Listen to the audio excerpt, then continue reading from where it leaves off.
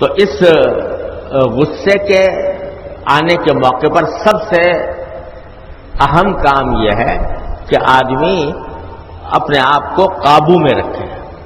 اور حد سے نہ گزرنے دے، غصے کے تقاضے پر عمل نہ کرے. اور حضرت فرماتے ہیں کہ اصل بات تو اتنی ہے، لیکن لوگ کہتے ہیں کہ جی کیا کریں، جب آتا ہے تو ہمارے قابو سے باہر ہو جائے. ارے قابو سے باہر نہیں ہوتا، اپنے دل میں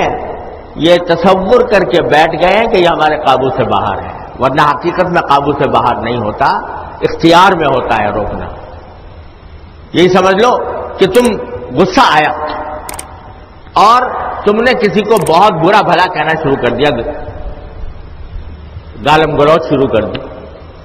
لیکن اس وقت جس وقت یہ غصہ آ رہا تھا اور جس وقت دل چاہ رہا تھا کہ میں اس کو اتنا برا بھلا کہوں کہ دل ٹھنڈا ہو جائے، تو اس وقت میں اگر کوئی فرض کرو کہ سربراہ حکومت آ جائے تمہارے سامنے، کوئی صاحب اقتدار آ جائے، کیا پھر بھی وہ جوش باقی رہے گا؟ اس وقت میں وہ جوش ایک دم سے ٹھنڈا پڑ جائے. باپ آ گیا، استاد آ گیا، تم دو ساتھی ہو مثلا، ایک دوسرے کے ساتھ پڑھتے ہو، ایک دوسرے کے ساتھ رہتے ہو، دوست ہو، دوستوں میں لڑائی ہو گئی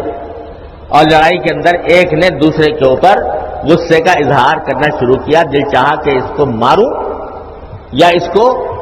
برا بھلا کہوں یا اس کی گردن دبوچ لوں یا اس کے سینے پہ سوار ہو جاؤں، یہ جذبہ پیدا ہو رہا ہے اور کہہ رہا ہوں میں قابو سے باہر ہو رہا ہے. لیکن آ گیا کوئی استاد اس وقت سامنے، تو کیا پھر بھی وہ جوش باقی رہے گا؟ نہیں رہے گا. اس وقت میں وہ جوش سارا ٹھنڈا پڑ جائے گا. یہ کاہے سے ٹھنڈا پڑا؟ اس واسطے کہ یہ قابو سے باہر تھا نہیں، ہوا بٹھا رکھا تھا کہ قابو سے باہر ہے، اس واسطے اس کے آگے تم نے ہتھیار ڈالے ہوئے تھے، معلوم ہوا کہ اختیار میں تھا، ورنہ پھر اس وقت بھی وہ جاری رہتا. تو اس سے معلوم ہوا کہ یہ غیر اختیاری چیز نہیں ہے، اختیار میں ہے، فضول اس کو غیر اختیاری سمجھا ہوا ہے. لہذا جب اختیار میں ہے تو تصور کر لو، جیسا کہ ایک مرتبہ حدیث میں آتا ہے کہ نبی کریم سرور دو عالم صلی اللہ علیہ وسلم نے دیکھا کہ ایک شخص جو ہے غصے کے عالم میں دوسرے کو مار رہا ہے اور ایسا لگ رہا ہے کہ بس غصے کے عالم، غصے میں جیسے پاگل ہو جاتے ہیں، اس طرح اس کو مارنے کے اوپر تلا ہوا ہے. سرکار دو عالم صلی اللہ علیہ وسلم نے ایک جملہ فرمایا اللہ اقدر علیک، ارے اللہ کے بندے جتنا قابو تجھے اس آدمی پر حاصل ہے، قدرت جتنا تجھے حاصل ہے کہ تو اس کو برا بلا کہہ رہا ہے، مار رہا ہے، غصے کا اظہار کر رہا ہے، اللہ تعالیٰ کو تیرے اوپر اس سے زیادہ قدرت حاصل ہے. اور تو ذرا اشارہ اس طرف کر دیا کہ ذرا اپنا موازنہ کر کے دیکھ کہ جس بات پر تجھے غصہ آ رہا ہے، اس کی کہ جس غلط بات پر تجھے غصہ آ رہا ہے وہ زیادہ بری ہے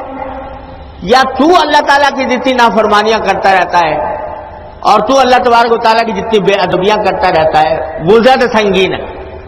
اس کے باوجود اللہ تبارک و تعالیٰ کا حلم دیکھ